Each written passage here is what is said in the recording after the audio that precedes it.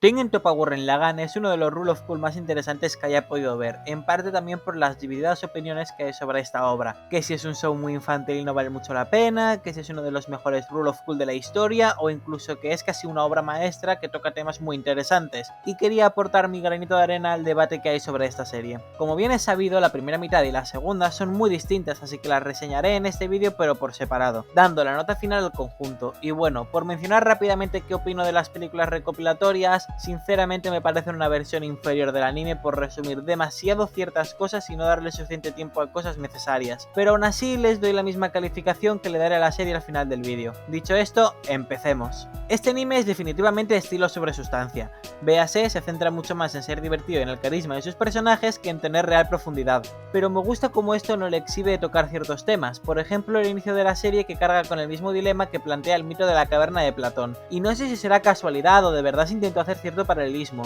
pero el caso es que te habla de cómo las personas deben arriesgarse a salir de su zona de confort y no estancarse en el conformismo y la comodidad que pueda ofrecerles la cueva en la que viven. No es un dilema que se explore mucho, pero cosas así son las que diferencian a este anime de otros Rule of Cool como Kill la Kill, sobre todo considerando que toca temas así más veces, como cuando en la aldea de Rossio se manipula a la población con una falsa religión para justificar el tener que sacrificar gente. Hablando ya de los personajes, como protagonista tenemos a Simon, personaje que en esta primera mitad es un gran personaje, contando con una buena caracterización y un desarrollo increíble el cual explicaré más adelante. Yoko es una chica de otra aldea que aparece para ayudar a nuestros protagonistas. Y también Kamina. Kamina es el personaje más carismático que haya visto en ficción, un líder nato muy seguro de sus acciones, el cual por muchísimo que me encante y sea de mis personajes favoritos, hay que admitir que su única función en la serie es la de morir y servir de catalizador para muchos eventos futuros. De hecho, si no tuviera tan buena caracterización, el personaje no pasaría de ser un mero plot device.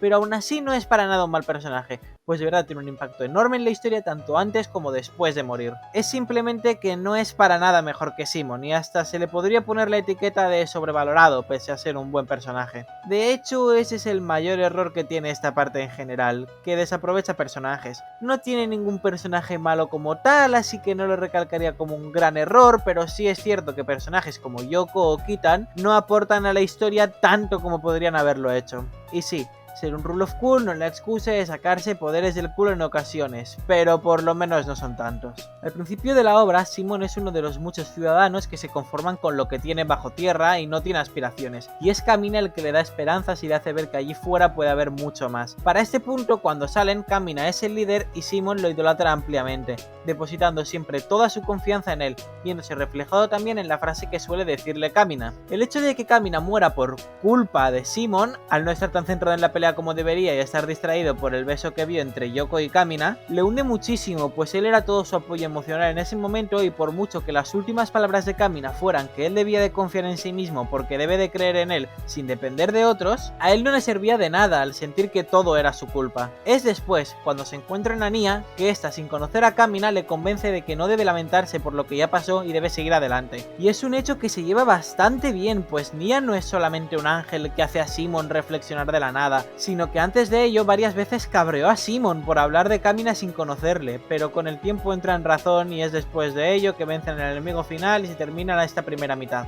Sí es cierto que también se puede apuntar a que hay algunas peleas en el anime que no aportan mucho a la historia, pero tampoco lo voy a tener muy en cuenta, pues sigue siendo un anime de acción y las peleas siguen siendo parte central de la historia. Entrando en la segunda mitad, tenemos que Simon no es tan buen personaje como en la anterior, o sea, sí es buen personaje, pero le falta todo el desarrollo que tuvo en su primera mitad. De esta parte lo que me parece mejor es cómo se centra más en las relaciones entre los personajes y conflictos entre ellos, teniendo menos peleas que en la anterior parte, pero teniendo bastantes aún así. La historia ahora se centra en el mismo mundo 7 años después. Ahora ya hay una civilización y Simon es un símbolo de paz aquí. Hubiera estado bien que al empezar se nos hubiera dado algo de contexto de cómo cada personaje ha llegado a donde está y todo, y no solamente que de golpe haya una ciudad, de golpe Simon sea alcalde y de golpe Yoko sea profesora en una pequeña isla. No es un gran problema puesto que no es ni conveniente. Es lógico que el alcalde sea el que sacó a todos los Gunmen de la Tierra, por ejemplo. Simplemente no le hubiera venido nada mal un poco más de contexto.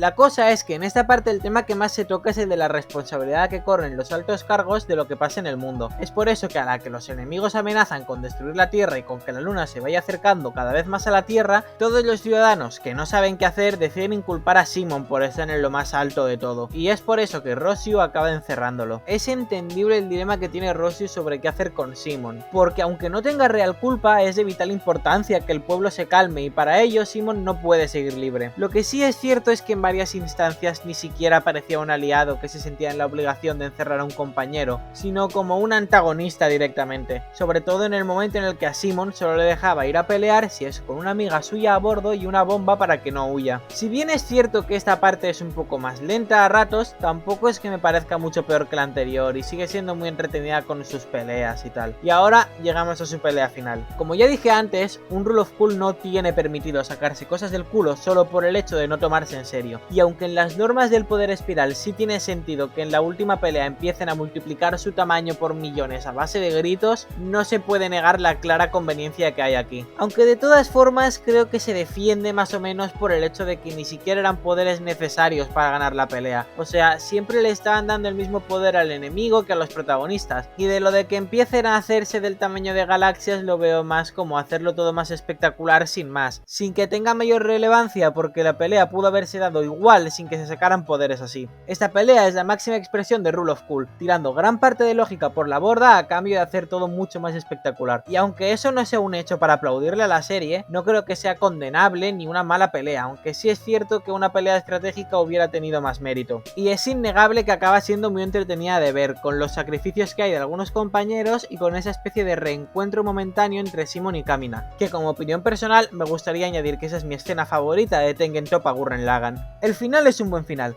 Simon y Nia se casan y en ese instante Nia desaparece, pero Simon lo acepta como algo que tenía que pasar y sabía que no tenía que decaer como lo hizo cuando murió Kamina, ya que por mucho que algunos compañeros se vayan, los vivos deben seguir disfrutando de sus vidas por ellos. En conclusión, este es uno de los animes más emocionantes que haya visto y uno que recomiendo a todo el mundo. Uno que no te va a hacer pensar mucho y es muy entretenido, con unos verdaderamente buenos personajes. Y en general, sí creo que sea un buen Rule of Cool. Sin embargo, por los problemas ya mencionados, no puedo ponerle una calificación de más de 7 de 10. Pero hay que decir que este anime está más cerca del 8 que del 6. ¡Hasta la próxima!